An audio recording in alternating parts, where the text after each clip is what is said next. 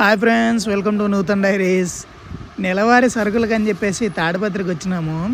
నెలవారీ సరుకులకు అని చెప్పడం కన్నా పండగ సరుకులు అని చెప్పుకోవచ్చు. ఇక్కడ తీసుకుని వచ్చేవన్నీ మన పట్టిలోటివి అన్నమాట సరుకులు. ఇప్పుడే సరుకులన్నీ తీసుకుని వచ్చిన తర్వాత బిల్లు వేసానే ఇంకా ఈ సంచికి ఎతికిన వేసుకుంటా ఉన్నాము. తాడిపత్రి నుంచి అయితే ఇంటికి పోవాలి. ఇంకా ఇప్పుడు సరేనా పోసానా, తాడిపత్రి నుంచి ఇప్పుడే స్టార్ట్ అయినాము. అయినా పండగ సరుకులు అంటే ఏ పండుగ చెప్పలేదు కదా, నాగుల చవితి పండగ సరుకులు ఇవి. లెఫ్ట్ సైడ్ ఒకటి పెట్రోల్ బంక్ పోతుంది చూడండి. సరే, మనమే పెట్రోల్ బంక్ని దాటుకుని పోతున్నాము. HP petrol bunk. యాక్చువల్గా ఈ పెట్రోల్ బంక్ చూసాని ఒకటి గుర్తుకొచ్చింది. లాస్ట్ టైం ప్రొద్దుటూరులో ఉన్నప్పుడు ఎతికిన మా ఫ్రెండు ఇట్లా 50, 100 కాకుండా మధ్యలో పట్టి పెట్రోల్ అని చెప్పినాడు. అందుకే ఒకసారి 333తో పట్టించినాను. ఆయన షాక్ అయిపోయినాడు. ఇంటికి వచ్చిన తర్వాత ఎతికిన స్టార్ట్ చేసినాము పిండి వంటలు. ఇక్కడ ఎతికిన ఒకటి బెల్లం పాకం ఎతికిన స్టార్ట్ చేసినాము. బెల్లం పాకం కోసం అని దంచిన బెల్లాన్ని అంతా తీసుకొని నీళ్ళల్లో వేసి దీన్ని కింద మంట పెట్టి కలుపుతూ ఉన్నాం అన్నమాట. అసలు బెల్లం పాకం దేనికి అనుకుంటున్నారా? అట్ల కోసము. 2 పళ్ళకు 3 కేజీలు బెల్లం.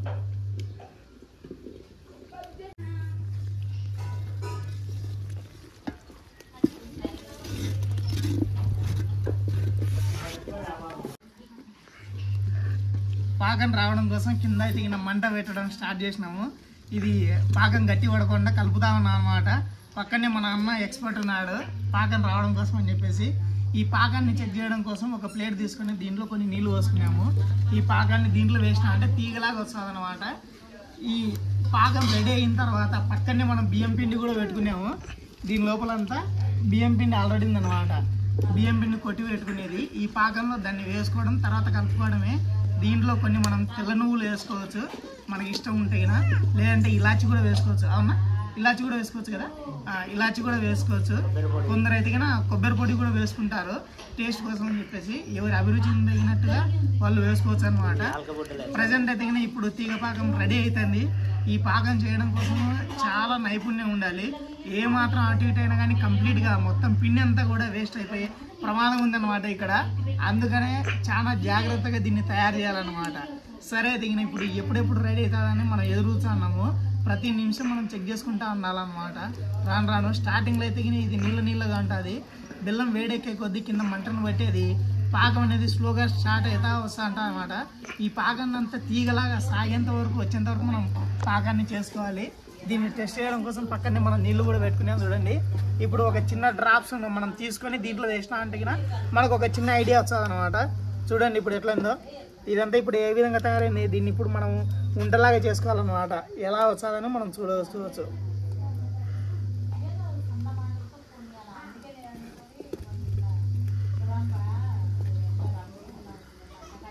వచ్చిందన్నా? ఓకే, పాకం అయితే మొత్తంగా రెడీ అయింది అని చెప్పినాడు అన్న. ఇంకా దీని నెక్స్ట్ ఫర్దర్ స్టెప్స్ మనం వీడియోని కంటిన్యూ చేయండి. ఏం చేస్తామో చూద్దాం, మీకు కూడా తెలిసిపోతుంది. ఇక్కడ మనం స్టార్టింగ్లో 2 పళ్ళకి 3 కేజీలు బియ్యం అని మాట్లాడుకున్నాం కదా. అసలు 2 పళ్ళు ఏంటంటే స్టోర్ బియ్యం అన్నమాట.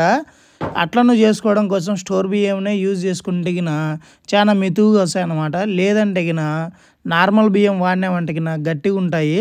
సో ఇక్కడ చూడండి బెల్లం పాకం చుట్టూ ఈగలు ఎట్లా వస్తున్నాయో. ఇక్కడ మనం బియ్యం పిండి కొట్టి పెట్టించుకునేది అదే స్టోర్ బియ్యం మనం తీసుకున్నామని చెప్పినాం కదా. 2 పళ్ళు వీటిని పిండిలాగా కొట్టి పెట్టించుకున్నాం అనమాట.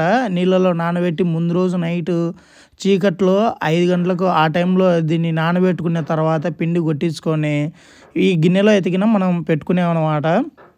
బియ్యం పిండినంతా ఇది ముద్దలాగా అయింటిగిన పలుకులుగా వచ్చేటట్టుగా పొడి వేసుకొని దీంట్లో వేసుకుంటున్నాను అనమాట. బెల్లం పాకం రెడీ అయిన వెంటనే ఈ బియ్యం పిండి దన వేసేసి కలుపుకోవడం స్టార్ట్ చేయాలి. లేదంటే అది స్ట్రక్ అయిపోతుంది. ఇక్కడ తెడ్డుకట్ట కూడా రాదనమాట. రాను గట్టిగా అయిపోతుంది. ఇక్కడ ఇలాచీ పౌడర్ చూడండి, ఇలాచీ పౌడర్ వేసుకుంటున్నాము మనము. దీంతోపాటు కొబ్బరి పొడి కూడా కొట్టి పెట్టుకున్నాము. మనం ఏ విధంగా కావాలంటే ఆ విధంగా వేసుకోవచ్చు అనమాట. కొందరు కొబ్బరి అనేది పలుకులుగా ఉండేటట్టుగా, కొందరు నార్మల్గా పొడే కొట్టుకుంటారు డైరెక్ట్గా. బట్ ఇది జరిగేటప్పుడే మనం ఒక పక్కన బెల్లం కర్జికాయలు కూడా రెడీ అవుతున్నాయి అన్నమాట. అమ్మ వాళ్ళు చేస్తున్నారు. ఇక్కడ మేము అట్ల కోసం ప్రిపేర్ చేస్తూ ఉన్నాము.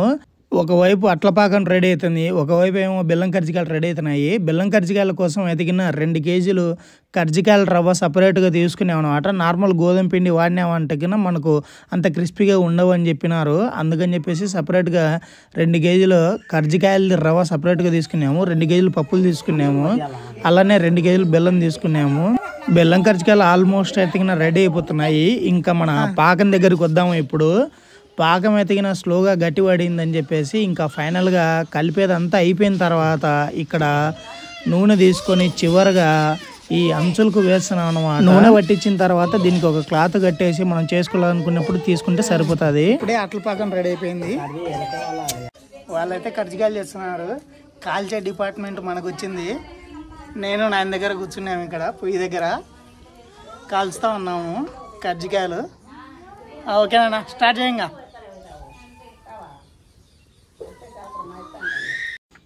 నూనె సలసల పొంగుతుంది. బెల్లం కర్జికాయలు దీంట్లోకి వేయగానే బుర్ర పొంగుతున్నాయి. మేము చక్కెర కర్జికాయలు తినేది చాలా తక్కువ. ఈ మధ్యకాలంలో మీరు అబ్జర్వ్ చేసింటే లాస్ట్ ఒక 5-10 సంవత్సరాల నుంచి చక్కెరను వాడకం అనేది చాలా తగ్గించినారు సొసైటీలో. ఏదిన్నా కానీ బెల్లంతో చేసుకోవాలని తినాలనుకుంటున్నారు. ఎందుకంటే షుగర్ మీద చాలామంది అవగాహన పెరిగిపోయిందనమాట. ఇది ఒక మంచి శుభ పరిణామనే చెప్పుకోవచ్చు.